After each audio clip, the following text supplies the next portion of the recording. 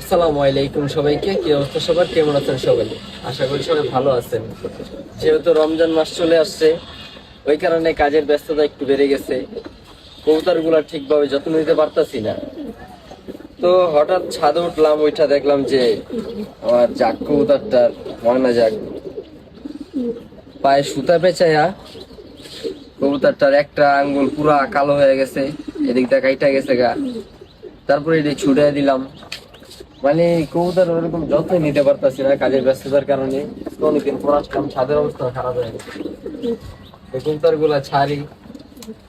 আর আরেকটা বিষয় হচ্ছে গা, আমি আসছি, আইসাই দেখি যে একটা কবুতর এখানে বসে আছে, এইখানে।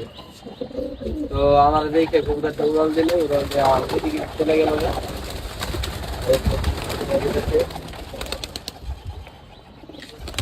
তো আর কি, আজকে অনেকদিন পর কবুতর গুলা ছাড়া হইলো। এই ছাড়া পায় আর কবুতর ঘুরতেছে ভালোই। অনেকদিন পর কবুতরটি ছাড়লাম। মানে ওইরকম ভাবে কবুতর গুলার সময় দিতে পারতাছি না। আগে যেরকম একটু সময় পেলে কবুতরের সময় দিতাম। তো রমজান মাস আসার পর থেকে আর কি এত ব্যস্ততা বেড়ে গেছে, এই কারণে কবুতরটি যত্ন নিতে পারতাছি না। তো ভিডিওটা করলাম এই কারণে যে জাক কবুতরটার পাউডার কি একটা অবস্থা হয়ে গেছে গা। খারাপ লাগলো, অনেক অনেক খারাপ লাগলো আর কি। কি সুন্দর কবুতরটার পাউডার কি একটা অবস্থা হয়ে গেছে। তো আর যে যাই করেন নাই করেন, যারা কবুতর পালেন কবুতর একটু যত্ন নিয়েন, তাহলেই হইব।